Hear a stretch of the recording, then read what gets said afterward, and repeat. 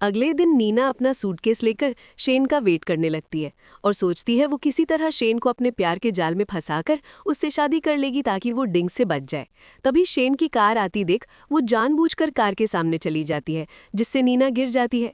फिर Shane car से बाहर आकर उससे पूछता है, तुम कहाँ जा रही थी?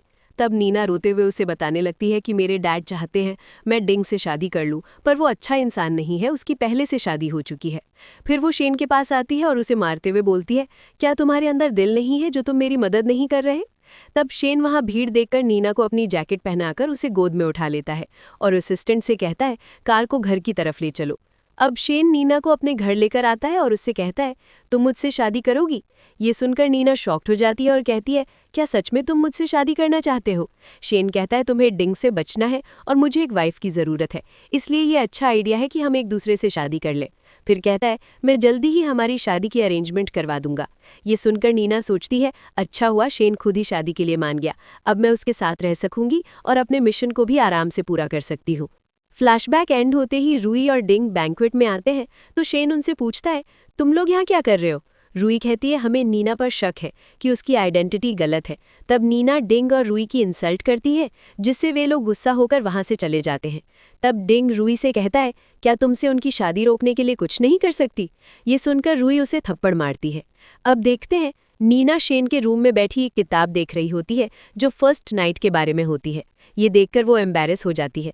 तभी वहां शेन आता है और उससे पूछता है, तुम क्या देख रही थी? तब नीना जल्दी से उसे छुपाने लगती है, पर जैसे तैसे करके शेन उस किताब को देख लेता है और उसे फेंक देता है। फिर शेन नीना से कहता है, अब हम एक अग्रीमेंट बनाते हैं जिसमें हम हस्बैंड वाइफ की तरह नहीं रहेंगे, ना एक दूसरे के क्लोज आएंगे। फिर नीना कहती है, इसमें एक शर्त मेरी भी जुड़नी चाहिए, फ्यूचर में चाहे जो भी हो पर तुम मुझे चूज करोगे। ये सुनकर शेन उसकी बात को अग्रीमेंट में लिख देता है और उस पर अपना अंगूठा लगाकर वहां से चला जाता है। तब नीना सोचती है, अच्छा हुआ मैंने अपनी शर्त लिखवा दी, ताकि जब शेन को मेरी असली आइडेंटिटी पता चले तो वो मुझसे गुस्सा ना हो।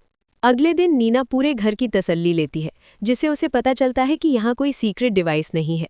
फिर वो एक रूम में जाने लगती है, तभी वहाँ शेन आता है और उससे पूछता है, तुम यहाँ क्या कर रही हो? जिससे नीना डर जाती है और कहती है, मैं तुम्हें ढूंढ रही थी। फिर वो शेन के क्लोज जाती है और उसके साथ रोमांस करने लगती है तो शेन कहता है, मैंने कहा था हमारे बीच ये सब नहीं होगा। ये सुनकर नीना कहती है, मैं घर में बोर हो जाती हूँ, अगर मैं ये नहीं करूँगी तो क्या करूँ? तब शेन उससे दूर होकर वहां से चला जाता है।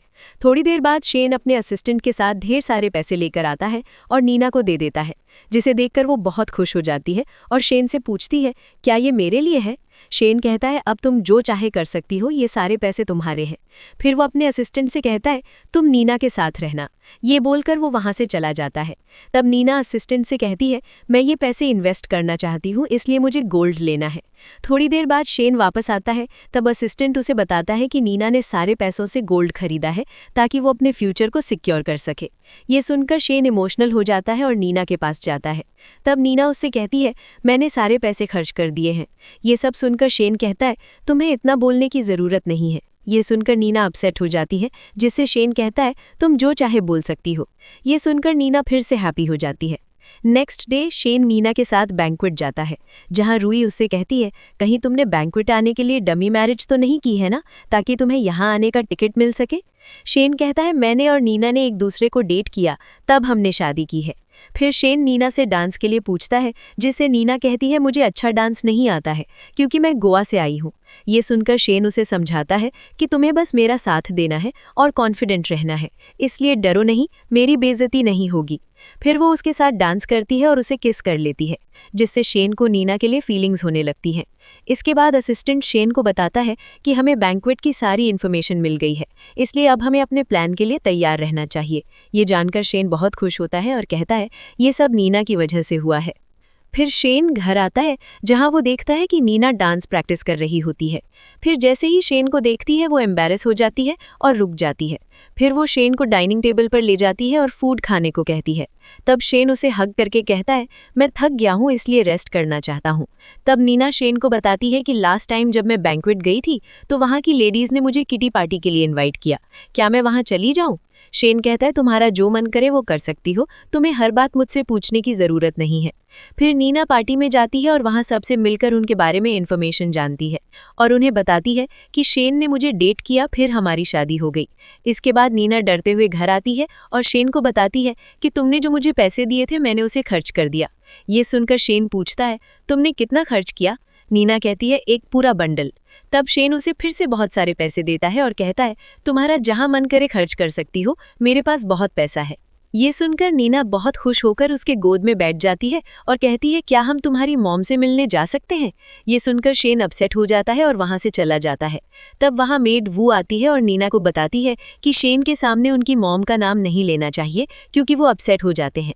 ये जानकर नीना समझ जाती है कि जरूर शेन और उसकी मॉम के बीच लड़ाई हुई है। नेक्स्ट डे शेन नीना के साथ रेस्टोरेंट जाता है और फूड ऑर्डर करता है। तभी वहां शेन की मॉम उसके भाई झांग के साथ आती है, तो शेन उन्हें देखकर अपनी सीट से उठ जाता है और उनके सामने जाता है। तब झांग शेन से गुस्से में कहता है, तुम्हारी हिम्मत कैसे हुई मॉम के सामने आने की? शेन झांग को इग्नोर करते हुए मॉम को नीना से इंट्रोड्यूस करवाता है, तो नीना मॉम को हेलो करती है। तब मॉम झांग से कहती है, चलो हम दूसरे रेस्टोरेंट चलते हैं। ये सुनकर शेन उन्हें रोकता है और नीना से कहता है, मैं तुम्हें दूसरी जगह ले जाता हूँ। फिर वो नीना को लेकर वहां से बाहर आता है और बेंच पर अपसेट होकर बैठ जाता है। तब नीना उसे हग करते हुए बोलती है, तुम चाहो तो अपना दुख मेरे साथ शेयर कर सकते हो। तब शेन उसे बताता है कि मेरी मॉम को लगता है मैं एक ट्रेटर हूँ, पर यह सच नहीं है और इसलिए वो हमेशा मुझसे अपसेट रहती हैं और उन्होंने मुझे घर से निकाल दिया। तब नीना उसे तसल्ली देती है कि तुम्हारी मॉम को जब सच पता चलेगा तो वो खुद तुम्हारे पास आ जाएगी। ये बोलकर वो उसे अपनी शोल्डर पर सुला लेती है और कहती है, अब तुम अकेले नहीं हो, मैं भी तुम्हारे साथ हूँ और तुम्हें तो पता ही है मैं बहुत सुंदर और स्मार्ट हूँ। नीना की बातें सुनकर शेन स्माइल करता है। फिर वो नीना का हाथ पकड़ता है और उसके साथ वॉक करने लगता है। फिर नीना शेन को खुश करने के लिए उसके लिए फूड बनाने का सोचती है, जिससे किचन के साइड में आग लग जाती है। ये देखकर वो बहुत डर जाती है और आग बुझाने की कोशिश करती है। तभी उसे वहां एक स्कार्फ दिखता है जिससे वो आग बुझा देती है। तभी शेन का स्कार्फ जो जला हुआ देखकर सोचती है, मैं शेन के लिए नया स्कार्फ ला दूंगी। ये सोचकर वो उस स्कार्फ को फेंक देती है। जिसके बाद वो नीना को बताती है कि शेन के पास जो स्कार्फ है वो उनकी मॉम का है, उन्होंने उसे दिया था और वो एक आखिरी चीज है जिसे वो कभी खुद से दूर नहीं करते। ये सुनकर नीना शॉक्ड हो जाती है और जल्दी से बाहर कचरे के पास आती है और स्कार्फ ढूंढने लगती है। तभी वो देखती है कि एक बच्चा उस स्कार्फ को पहने हुआ होता है। दूसरी तरफ वो शेन को बताती है कि नीना अपना स्कार्फ लेने बाहर गई है। तो शेन नीना को ढूंढता हुआ बाहर आता है और देखता है कि नीना बच्चे को अपनी रिंग देकर उससे स्कार्फ वापस ले लेती है। तब शेन नीना के सामने आता है और नीना उसे देखकर इमोशनल हो जाती है और रोते हुए उसे सॉरी कहती है। तब शेन उसके आंसू साफ करते हुए कहता है, मेरे लिए तुम भी बहुत जरूरी हो, इसलिए इतनी सी बात पर रोने की जरूरत नहीं है। ये सुनकर नीना उसे हग कर लेती है। नेक्स्ट सीन में नीना स्कार्फ को देखते हुए सोचती है, अब मैं इसे ठीक कैसे करूं? तभी वहां शेन उसके लिए काढ़ा लेकर आता है और उसे पीने को कहता है, तो नीना उसे ना चाहते हुए भी पी लेती है, जो उसे बहुत कड़वा लगता है। तब शेन उसे चॉकलेट खिलाकर वहां से चला जाता है। इस चीज से नीना स्माइल करते हुए सोचती है, शेन बहुत अच्छा इंसान है। अब शेन घर आता है और देखता है कि नीना सोफे पर सोई हुई है, तो वो उससे पूछता है, नीना यहाँ क्यों सो रही है?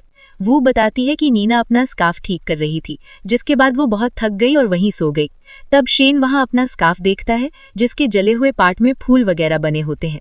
ये देखकर शेन बहुत खुश होता है और उस स्कार्फ को ओढ़कर वहां से चला जाता है।